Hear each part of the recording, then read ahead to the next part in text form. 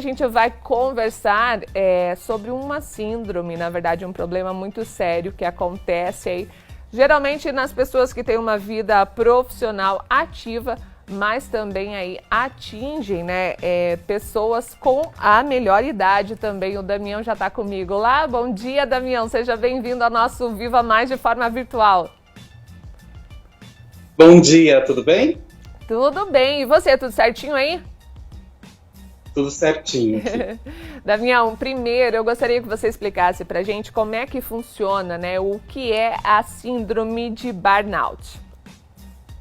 Então, a síndrome de burnout é um esgotamento físico e psicológico causado pelo excesso de trabalho. Então, ela é uma síndrome ocupacional, mas já existe alguns estudos aí indicando que o burnout acontece também em outras relações, né? Nas relações familiares, especialmente com as mulheres, e também nas relações de amizade, com essa entrega toda que tem esse desequilíbrio aí entre o psicológico e o físico. Mas hoje ela é considerada uma síndrome ocupacional. E assim, a gente falou aí das pessoas em vida profissional ativa, mas tem idosos também que podem ter desenvolvido essa síndrome durante o seu trabalho e ter levado aí para a melhor idade?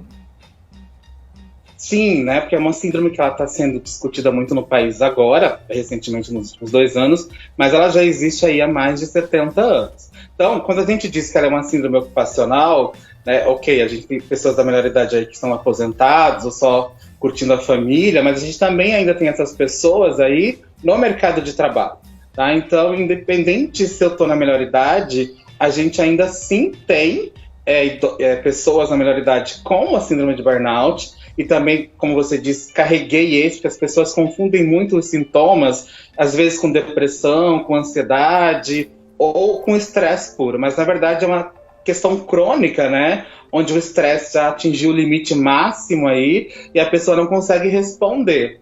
Então, ela é uma síndrome que acomete, sim, quem está ali no auge da carreira, entre 30 e 35 anos, mas ela perpassa todas as faixas etárias.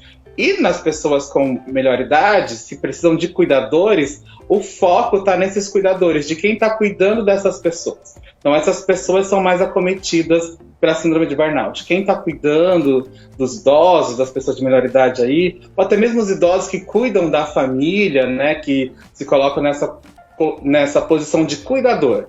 Então, eu estou cuidando, a tendência a você ter burnout é bastante grande.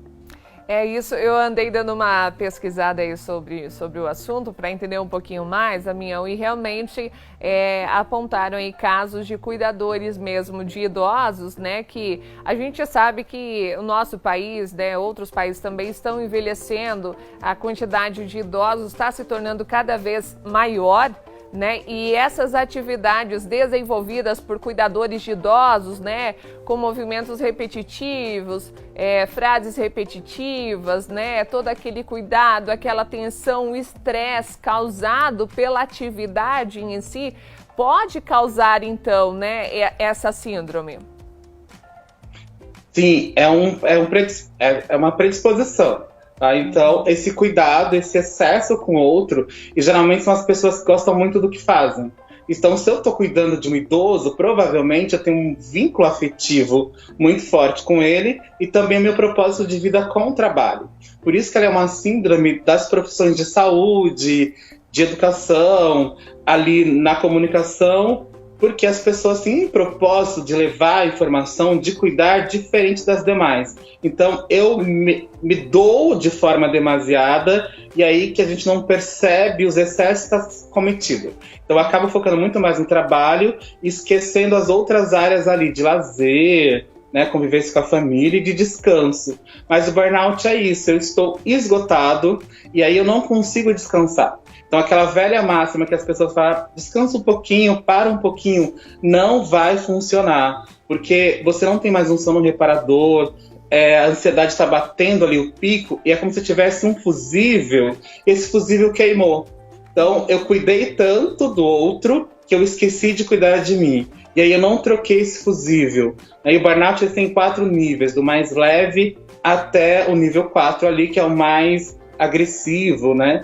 E muitas vezes o diagnóstico chega quando a gente já está na fase 4.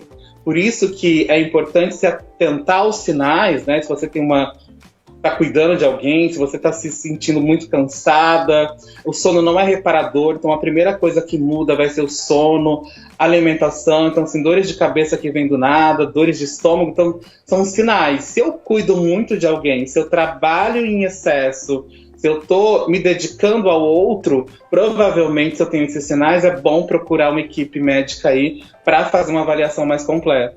E qual seria o tratamento? Tem cura, Damião? Como a síndrome de burnout ela não é considerada uma doença, a gente não pode falar em cura, né? Então a gente pode falar em melhorar a qualidade de vida. Então, a partir de 2022, ela vai constar ali na CID-11, com a mudança agora do CID-10, como uma síndrome do transtorno ocupacional do excesso de trabalho. Então, o que acontece é, eu procuro um médico, especialmente um psiquiatra e um psicólogo, que são os dois profissionais da saúde que vão identificar esses prováveis sinais de burnout. E aí, o tratamento é terapia, mais terapia medicamentosa, mudança no estilo de vida, praticar atividade física, se dedicar mais a coisas que te tragam prazer. Eu estava até vendo também uma questão que atinge muito o público de profissionais da saúde, né? A gente sabe que a gente está passando por um ano atípico também, o momento é bastante desgastante, né? Tem toda essa questão aí de cuidado, né? E qual que é o risco de uma pessoa, de um profissional da saúde que cuida de outras pessoas, né, também desenvolver essa síndrome? Qual o risco que ela pode oferecer para o paciente? Para o paciente, então, na verdade, é o seguinte, a área da saúde, de fato, é uma das áreas mais impactadas pelo burnout.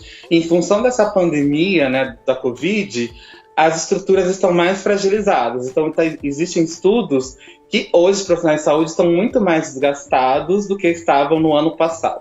Então, o que acontece é que eu vou perder essa mão de obra. Porque uma pessoa com burnout, ela precisa se afastar do trabalho, precisa se afastar dessa pessoa que ela está cuidando, para que ela resgate ali as suas condições saudáveis. Então, o prejuízo é que eu vou ter menos mão de obra qualificada para trabalhar nesse momento que a gente precisa tanto. Então, é importante que os profissionais percebam. Mas ainda assim, por ser uma síndrome tão comum na área da saúde, os profissionais pouco percebem essa sintomatologia. Então, a gente sempre vai pensar na questão do estresse do cotidiano, do dia a dia.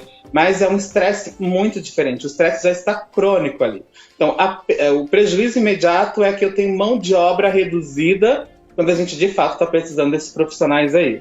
Então, a ideia é que se cuidar, né, cuidar do outro, mas buscar um equilíbrio nessas relações. Eu cuido, mas também eu sou cuidado. Então, existe projetos no país agora que a gente está falando assim, quem cuida de quem cuida, né? Então, é importante que eles se organizem entre eles mesmos e identifiquem esses momentos. E também não é feio pedir ajuda ou pedir, bandeira branca agora eu preciso descansar. Porque se você vai se desgastando, e o nosso corpo, né, ele é o que nos leva, é o que nos move. Então é como se estivesse perdendo o combustível. Então a gente precisa ali de 2 litros de gasolina, eu tô com burnout, você vai perdendo, uma hora eu vou parar e aí não vou conseguir sair daquele lugar.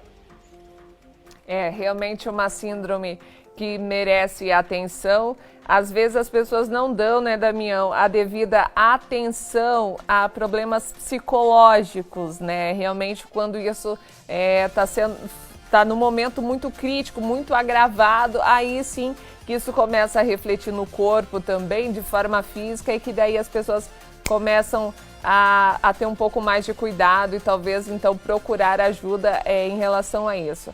Eu quero agradecer imensamente a sua participação aqui no nosso Viva Mais, esclarecendo um pouquinho sobre esse problema, né, que é tão comum, né, afeta aí tantas pessoas, e realmente foi bem esclarecedora as informações que você passou e os conselhos também, para que realmente, né, as pessoas procurem ajuda nos primeiros sinais.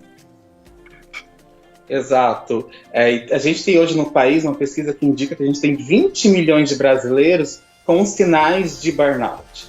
E as pessoas precisam valorizar esses sinais, perder esse preconceito de profissional de saúde mental, especialmente psicologia e psiquiatra, porque é prevenção. Então, se eu me conheço, se eu tenho um autoconhecimento, eu consigo estabelecer limites. E é nesses limites que eu ganho saúde. Então, quando eu vou para remediar, provavelmente você já está numa perda muito grande e aí fica muito mais difícil de tratar e de cuidar. Então, perceber os primeiros sinais, busque ajuda. E eu que agradeço o espaço sempre que vocês me dão aí para a gente falar. E falar de saúde mental, especialmente nesse ano, é um serviço, é utilidade pública. Muito obrigado pelo convite e eu estou à disposição sempre. Obrigada, querido. Um bom dia para você. Boas atividades aí, bom trabalho e que a gente se encontre mais vezes aí, talvez de uma outra oportunidade de forma pessoal aqui, tá bom? Vamos esperar esse momento passar. Obrigada e apareça sempre. Obrigado, até mais. Tchau, gente. Até, tchau, tchau.